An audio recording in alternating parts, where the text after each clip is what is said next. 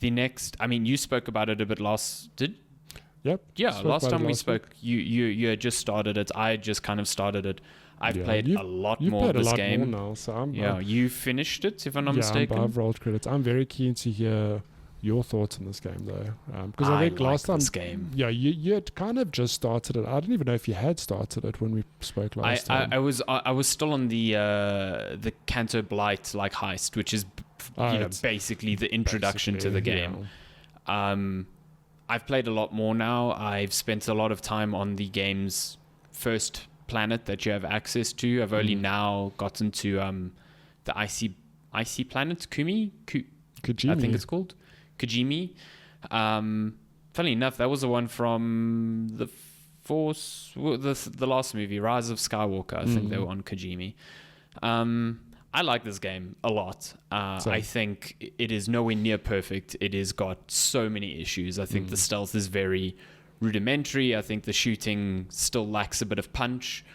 But I really enjoy playing it. I can't really explain it. And I think it comes down to the world. I think the Star Wars as a world has been so well realized in this game that it's just a joy to kind of be in it. The planets are really cool. The sort of seedy criminal underworld is really well represented here, and it's just a joy to be in that world. Like, you are definitely walking through cantinas and overhearing conversations that make sense within this world, and that you don't hear in a lot of games or even movies, because they're so focused on the grander picture of Jedi and good versus evil, where this is more people that are actually living in this galaxy, which is a very cool change of pace. So yeah, I think from that aspect, that's what's grabbed me. I love taking on the little side missions. I think the side missions are pretty fun. They're very reserved for a Ubisoft open world game. I think there's none of that mission marker vomit on the maps, and it feels quite natural to go to a cartel contract giver and take on a contract that is easy or difficult, or you only have one shot to do it. I love being able to fly into space and dock on an Imperial station and basically fuck around with stormtroopers, go and steal Imperial secrets and fly back, and it feels like a heist, which is really cool. I also love that they call Imperial stormtroopers imps, which I've never heard before. Same. It's cool. It's just fun being in this world. It's fun spending a lot of time just doing stuff, exploring it, and I think that's why I spent a lot of time on the first planets. I was just kind of mucking about. I was like, oh, I want to go do this, I want to do that, and not really focusing on the main story. So yeah, it's fun. I fully understand that it is not perfect, and there's so many things that could be fixed. It is, I think it was Kotaku who, they had a headline that said it was what was it was a perfect a masterpiece disaster or something like that. Was their headline. It was basically this game is fundamentally a bit fucked, but it's also just perfect as a Star Wars thing, and I think I agree with that. It's good. It's a perfect 7 out of 10 game. I can't. It's I'm there with you, where I wholeheartedly acknowledge that it's not perfect. There are problems. There are some big problems with this game, but I thoroughly enjoyed it. I can't tell you why, and I think if I were to try to explain it might be because, to your point, it is a fully realized open world Star Wars game where it feels like I'm playing through the original trilogy, which is where it sits. I think Darren has pointed out that it's also got to do a lot with the how people are dressed, the hairstyles, that sort of thing. Just in terms of aesthetic, it completely nails that. And there are moments where, again, to your point, storming an Imperial base, attacking an Imperial base. I had a moment where I was just on one of those random outposts, one of the big old bases on a planet. And when you go indoors, it's got that Star Wars feel. It's these long, shiny corridors. Okay. And at a moment where I got spotted, I was like, oh God, I'm gonna have to fight my way out of here. And I was just shooting stormtroopers. And I immediately was that kid again, watching the first Star Wars movie, watching like Luke and Han and them just on the Death Star shooting down that corridor, and I was like, oh my god, like it just makes me think of being that kid going, man, it'd be so cool to have one of those blasters just shooting down a corridor. And it was that. So I was like, holy shit, it just nailed that. 10 out of 10 nostalgia. I think that's why I'm liking it so much. But even that, it captures that power fantasy really well. Even though it makes you feel way too powerful in most cases. Yeah, it's still fun. It's funny because it's it's the Empire. No one fucks with the Empire unless you KVS. You can do whatever you want. You can literally go into a base, get caught, and just absolutely murder everyone. Yeah. So it's got problems, but the story it tells, and how it fits into the wider Star Wars universe, like this will never happen, but it's like they could have in the 70s, 80s, even now, just make a show about this character existing, and it would make sense. You're like, of course, there's a whole smuggling, side to Star Wars with all these characters doing their things alongside, Luke and them trying to take on the Empire, and they do dabble that actually, where there are conversations Kay has with the Rebel Alliance going like, well, who do you think you are, trying to just, you prioritize yourself and kind of ignore everything else and everyone else. There's conversations like that happening. You go, yeah, like maybe the Rebel Alliance is it's not so black and white. It's a lot of gray areas, going on here. It's just I think that's where like Andor plays around a lot, but it's still 100%, yeah. It's not the same because Andor is still occupied with the greater fight, whereas Outlaws is more, it's about KVS. It's not like, oh, she is going to suddenly become a hero. Well, okay, I haven't finished the story, but it's not like this is suddenly going to turn into a Rebels versus Imperial story. This is very much her journey, and her just trying to get out from this like almost insurmountable debt that she's found herself in, which is cool. I think there's space for so many of the stories in Star Wars. The problem is that I think there's this expectation that everything needs to tie into the greater lore, and I think that's with that expectation you really limit yourself to the stories you can tell. So no, it's wild because the game does have problems, like if you want to dive into them, but I've really enjoyed it. I've thoroughly enjoyed playing it, and like I've rolled credits and my attention's elsewhere for now, but I'm like, maybe I should go back and do some of the side quests, or mess around with some of the factions more, because I did mess around in the planets, but as typically happens when I'm pressed for time, I'll start mainlining because I knew there's a whole lot of other review stuff coming in. But I would 100% go back, not to platinum the game necessarily, but just to be in this world and just muck around doing, scoundrel things, flying around. Even like, I know we spoke not on the podcast, but about the space stuff. I think like the space combat is rudimentary. It's not very deep. Like you shoot ships, you lock on your rocket, that's it. But the act of flying through space, it just feels good, and it looks good as well. I mean, it looks phenomenal. Oh my god, like Starfield, please look at this game, how you could have just, it's all smoke and mirrors, I know, but how this game launches you into space and it's a loading screen, I'm very aware of that, but it's not like I get on my ship, it's I the launch feeling that it's seamless. It is like you're not yanked out of the experience. No, you sit down, you go, cool, I'm going to launch into space. You see your ship launch, and like a few seconds through clouds, and you just out in space. I'm like, that just feels good. And then even just the act of being in space, just maneuvering around and using that boost and flying through debris and scavenging, it just feels really good. Like they've nailed that. And it's wild because I think the reviews have all been pretty not middling. Like I think on Metacritic it's sitting like, it's like 76, 77 around there, which is really good. Like it's not a game of the year. It's lower than you expect for a Star Wars. It's lower than you expect, but it's not bad. No, not at all. But all the discourse you see on like social media is like, oh, like Ubisoft, a classic Ubisoft game, it's terrible. But every single person I know who's playing the game absolutely loves it. Yeah. So it makes a lot of the critiques I see are so nitpicky. They're like, oh, the water rendering is like not great. I'm like, I'm speeding across these maps with my speeder, and that feels infinitely better than looking at the water. You know? So. But I mean, it's wild because I think in my head I go, oh, like, shame, this game's been critically panned. I'm like, but every single person I know playing this, and a lot of people absolutely loving it. This game will get a sequel. I'm convinced. Like, I'd love to see. I'm pretty sure it will. I'd love to see the sale numbers, and I'd definitely play a sequel. Like, they'll take the 100%. Lessons from this game, make a better sequel, I'd hope.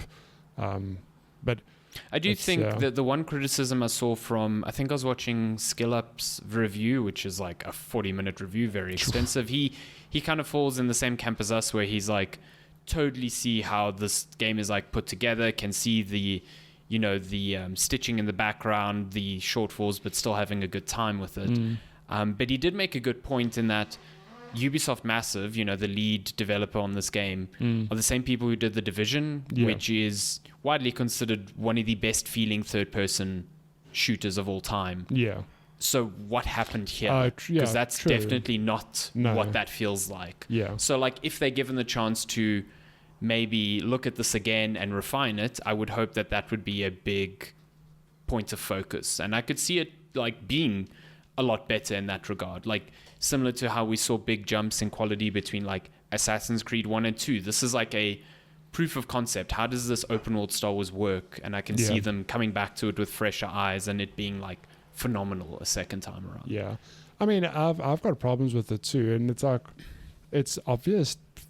Well, not obvious, but like looking at it now, you'd wonder, how did this not get flagged as like a design problem? Like, I get the emphasis on so you've got a blaster that you can modify with a lot of cool things. You can get different modes, you can buff it, or, it's got different, you can shoot normal blaster mode, you've got like an electricity mode, an explosive blaster, like that's cool. I get that. But it just baffles me that you pick up another weapon and any other fraction of an action you do makes you drop it. Which doesn't make sense. That's quite annoying. It's like, I've got this cool weapon. Now I punch someone, I drop my weapon. I'm going to go climb, I climb drop a this ladder, weapon. drop the weapon. I go through events, I drop this weapon. You think, like, could there not have been a concession to just keep a secondary weapon? Like, it's got limited ammo anyway. Why am I dropping it? That's exactly it. It's so limited in ammo that keeping it, I don't think, like, imbalances the game. It's not like you suddenly got a sniper rifle for the rest of the game. And, I mean, even then, you think... Well, not you, me. I think Star Wars. Like, if you think of any weapon in Star Wars, it's a blaster. It's going to shoot a red laser beam or a green laser beam. But all the weapons you pick up here, they sound different. They feel different. I'm like, shit, they actually did a good job of making these other weapons cool to pick up. But then you barely get to use them, which it just baffles me. That, like, I get it. They want you to use your blaster, and I love using the blaster. Don't get me wrong, but to like yank it away from you at every moment. It's like, why? Who signed this off? Like, who thought, this is the way forward? We have to do it like this. It's a bit of a bummer because you can see the clear inspirations of this game. Like, Uncharted is a big one. Yeah. And Uncharted is basically that. You're juggling weapons constantly. Like, Drake always has a pistol, and the pistol always... I think the base pistol always has ammo. It's infinite ammo. But like, you can pick up clips, don't know. Who knows? They're in his boots, they're in his scarf, they're everywhere. But you can pick up any enemy's weapon, and for the most part, you don't usually have a chance to keep that weapon for the entire level because the ammo is limited, and you can pick up enemies' ammo to keep going with it, but they don't all have the same weapons. So juggling between those weapons is part of the combat, and I think it is a missed opportunity here for sure. Because like picking up the blasters from the stormtroopers, those things feel and sound great. There must have been a ton of work that went into them, but you barely get a chance to use them. So again, it's just things that I think could be refined in a sequel, for sure. Yeah, because they've established a really good base here. 100%. I mean, and I'd love to see like the cartel stuff expanded upon. Yeah. It's cool. It's a cool game. Yeah. It's flawed, but still good. 100%. Yeah. I will give this. I've had a much better time not overall, but in the open world here than I did in like Final Fantasy Rebirth. I think this understands open worlds a lot better than that game. Even though I'm not saying Star Wars Outlaws is a better game than Rebirth before people come at me for that. But in that aspect, it is definitely a lot better. I have to edit that just to say that Star Wars Outlaws is better than... Listen, it's close. I'm not the biggest Rebirth fan, but yeah, I mean, in that regard, I think it just shows like how a open world can either like further lock you into a world or detract from that world, depending on its design. You're 100% right. I mean, one word I threw around a lot on our like review in progress episode is I said it felt organic. And it is that. It's because you can pull open the map and there's a few icons, but it's not that Ubisoft bloat, right? And even just picking up missions and stuff like it's you can go get contracts, I get it, but often you'll just go have a conversation with a random person, or you'll overhear a conversation, or you'll pick up a data pad and then goes, like it's a rumor, there's a stash behind a waterfall. I'm like, that's like a cool little side thing I can go do. And it fills my journal normally, but it's not just this, it's this mission marker, like you're picking up a mission and it's a fetch quest. It just feels like I'm living in this world and I'm engaging with it how I want to engage with it. I don't have to go climb towers to, unlock the map. I can go wherever I want for the most part from the get-go. It like... more open worlds could actually learn a lot from the design of this open world. And you're right, 100% right. Like, as much as I love Final Fantasy VII Rebirth, the open world, like, I get it. It was just very by the numbers, go unlock a tower, go kill those beasts, do whatever. Wrong. Don't do that for the next game, Square, please. Yeah. This is 100% better in that regard. So, yeah. It's pared back. It's a bit more focused. Yeah. Yeah, and I'm going to edit you to say that it's, you're basically saying Rebirth is trash now. Rebirth is shit. Yeah, just hard cut to all my words. Rebirth, bad game. Worst game ever played. But you're right, the organic feel is super cool. Like, I love coming across data pads that tell me how to cheat on the, like, horse races. I just think, like, despite the fact that I don't get anywhere near as many credits as, that's even, like, logical now, it's still fun to feel like I've outsmarted everyone else here because I found information that seems like illegal. Yeah. And, the little mini games interspersed around it are just really fun as well. Like, Sabak has become like an absolute addiction for me in the same way that Queen's Blood became an addiction for me in Rebirth. So I must say, Sabak, like, I've played a bit, but I'm not as into it as you and Jeff are. I should go back and play. And Mick. I think Mick is also big into it. Absolutely love Sabak. It's so funny because when I started playing this game, you get to the Sabak tutorial, and I think I must have been very tired because it was just like a lot of text explaining the rules. But it's funny because the game's actually not that complicated.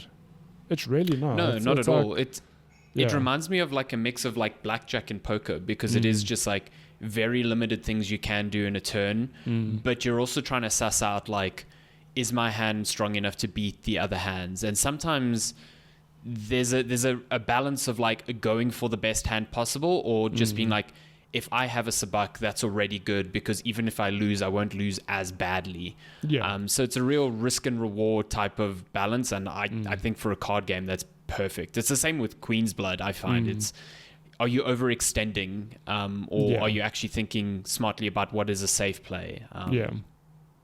It's good. It's good. I'd play Sabak in real life if there was a robot on the table.